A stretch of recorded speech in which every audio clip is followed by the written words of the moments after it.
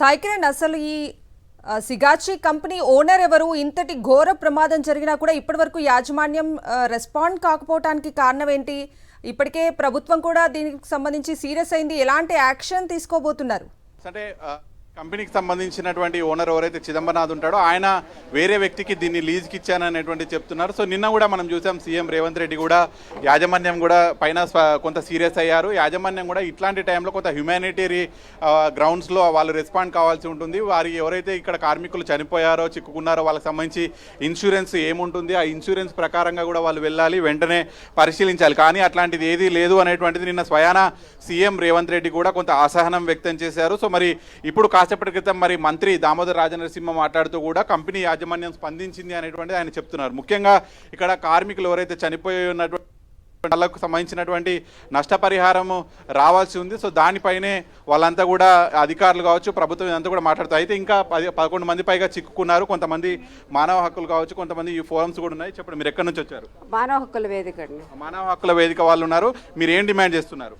మేము ఇంకా వెళ్ళలేదండి, లోపలికి వెళ్ళి పరిశీలించి చేద్దామని. ఇప్పుడు మేము ఇదివరకు విశాఖపట్నంలో ఇది చేసామండి. విశాఖపట్నంలో ఫార్మా ఇండస్ట్రీలో జరిగిన ప్రమాదాలు అన్నిటి మీద మేము రిపోర్ట్ తీసుకొచ్చాము.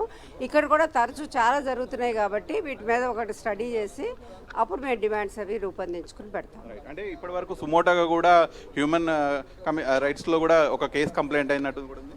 అంటే మేము ఇవ్వలేదు, వేరే వాళ్ళు ఇచ్చుండొచ్చు. అది అంటే ఇది ఒక రెగ్యులర్ ఫీచర్గా జరుగుతోంది. ఏవో ఎంక్వైరీలు జరుగుతున్నాయి కానీ ఏ కారణం చేత ఇవి జరుగుతున్నాయి? కార్మిక చట్టాలను ఉల్లంఘిస్తున్నారు. ముఖ్యంగా కార్మికులకు రావాల్సినటువంటి ఏదైతే ఇన్సూరెన్స్లు కావచ్చు ఏవి రాకుండా కేవలం చనిపోతే తీసుకెళ్తున్నారు, వేరే రాష్ట్రాలు తీసుకొస్తున్నారు అనేటువంటి వాదన ఎక్కువ వినిపిస్తుంది. కరెక్టేనండి అది. తర్వాత అసలు ఏమీ రెక్టిఫికేషన్ ఉండడం లేదు. ప్రమాదానికి కారణం ఏమిటనేది మనకు తెలియడం లేదు. పబ్లిక్కి ఆ రిపోర్ట్స్ ఏమీ బయట పెట్టడం లేదు. బాధ్యులు ఎవరో తెలియడం లేదు. అకౌంటబిలిటీ లేకుండా ఉంది. ఎవరికి శిక్ష లేదు. ఊరికే 10 లక్షలు 20 లక్షలు ఆ కోటో ఇచ్చేసి బాడీ ఇచ్చేసి పంపిస్తున్నారు. అది చాలా వైలేషన్స్. కాబట్టి వీటన్నిటి కూడా ఒక రిపోర్ట్ లాగా తయారు చేసి ప్రభుత్వం దృష్టికి తీసుకొచ్చి డిమాండ్ చేద్దాం అనుకుంటున్నాం. ఇది మానవ హక్కుల నుంచి కూడా కొంతమంది సభ్యులు వచ్చారు. సో ముఖ్యంగా ప్రమాదాలు జరుగుతూనే ఉన్నాయి.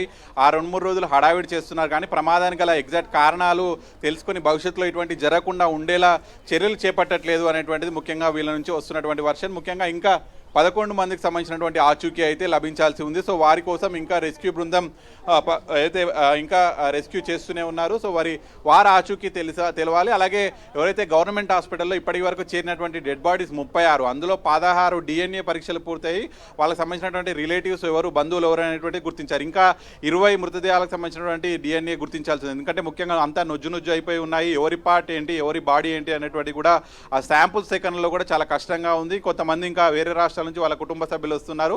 వాళ్ళ శాంపుల్స్ కూడా సేకరించాల్సి ఉంది. అంటే మొత్తం పూర్తిగా కూడా ఒక హృదయ విదారకమైనటువంటి ఘటన. పరిశ్రమలలో అంటే తెలంగాణలో జరిగినటువంటి ప్రమాదాల్లోనే అత్యంత పెద్ద ప్రమాదం ఇది అనేటువంటిది ఖచ్చితంగా చెప్పొచ్చు. ఎందుకంటే దాదాపు 36 మంది చనిపోయారు. ఇంకా 11 మంది ఆచూకీ తీయాల్సి అంటే దాదాపు 40 నుంచి 50 మంది చనిపోయినటువంటి పరిస్థితి. సో ముఖ్యంగా ఏదైతే ప్రమాదం జరిగినటువంటి సిగాచి కంపెనీలో వాడినటువంటి అయితే బాయిలర్ కావచ్చు, రియాక్టర్స్ ఇవన్నీ కూడా పెంచాయి.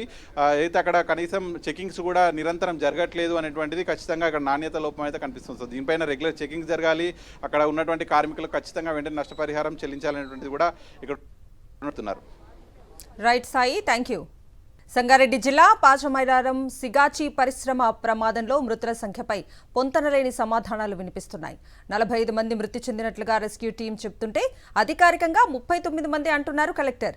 మరోపక్క 35 మృతదేహాలే అప్పగించారంటున్నారు పటాన్చెరు ఆసుపత్రి సిబ్బంది. డిపార్ట్మెంట్ల మధ్యన పొంతనలేని సమాధానాలు వినిపించడంతో అసలు ఎంతమంది మృతి చెందారన్న దానిపై ఇంతవరకు క్లారిటీ లేదు.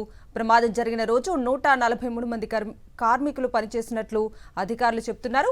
కంపెనీ యాజమాన్యం మాత్రం 163 మంది విధులకు హాజరైనట్టు చెబుతున్నారు. మరి ఆ 20 మంది ఏమయ్యారు? సమాధానం లేని ప్రశ్నగా మిగిలిపోయింది. ఇక ఇదే అంశానికి సంబంధించి పూర్తి అప్డేట్స్ అందించడానికి పటాన్చెరు హాస్పిటల్ నుంచి మా ప్రతినిధి విష్ణు లైవ్లో జాయిన్ అవుతున్నారు. విష్ణు, కవిత, మొత్తంగా కనుక చూస్తుంటే సిగాచి కంపెనీలో జరిగిన ప్రమాదం సంబంధించి పూర్తి స్థాయిలో అక్కడ జరిగిన అంటే ప్రమాదం రోజు ఎంతమంది సభ్యులు హాజరయ్యారు అన్న విషయంలో క్లారిటీ లేకుండా అయితే పోయిందని చెప్పవచ్చు. ఎందుకనంటే కంపెనీ 141 మంది అంటుంటే అధికారులు మాత్రం 163 మంది అని చెప్తున్నారు. అయితే సభ్యులు ఎంతమంది ఆ రోజు హాజరయ్యారన్న దాంట్లో ఒక రకమైన క్లారిటీ లేకుండా పోయింది. మరోవైపు కనుక చూసుకుంటే మృతులకు సంబంధించి కనుక కూడా పూర్తి స్థాయిలో లెక్కలు పొంతలు లేకుండా పోయినాయి. అయితే ఇక్కడికి ప్రభుత్వ ఆసుపత్రికి మాత్రం 36 బాడీలు మాత్రమే తీసుకొచ్చామని వీళ్ళు చెప్తా ఉన్నారు. అక్కడ 42 బాడీలు మాత్రం అక్కడి నుంచి వచ్చాయని చెప్తా ఉన్నారు. కాసేపటి క్రితమే వైద్య శాఖ మంత్రి ఇంకొక 11 మంది మిస్సింగ్ అయ్యారు అని చెప్తా ఉన్నారు. ఈ 11 మంది మిస్సింగ్ను కనుక కలుపుకుంటే పూర్తిగా 53 మంది సంఖ్య అయ్యే అవకాశం ఉంది. కానీ ఇక్కడ ప్రస్తుతం 14 డెడ్ బాడీలను ఇక్కడ నుంచి పోస్ట్ మార్టం చేసి బంధువులకు అప్పగించిన తర్వాత ఇక్కడ మిగిలింది 21 మంది పోస్ట్ మార్టం మాత్రమే. కానీ తమ కుటుంబ సభ్యులు ఎక్కడా లేరు అంటూ ఇక్కడ ఉన్నవారు మాత్రం ఇంకొక 8 మంది కుటుంబ సభ్యులు ఉన్నారు. అయితే కంపెనీకి సంబంధించి కనుక చూసుకుంటే కంపెనీకి సంబంధించిన ప్రస్తుతం కంపెనీ బాధ్యత నిర్వహిస్తున్న అయితే వైస్ ప్రెసిడెంట్ హోదాలో బాధ్యతను ఇస్తున్న ఎవాంగ్ గౌడ్ ఆయన కూడా ప్రమాదంలో మృతి చెందడం జరిగింది. అయితే దాంతోపాటు కంపెనీ డీజీఎం సతీష్ కూడా ఇదే ప్రమాదంలో మృతి చెందడం జరిగింది.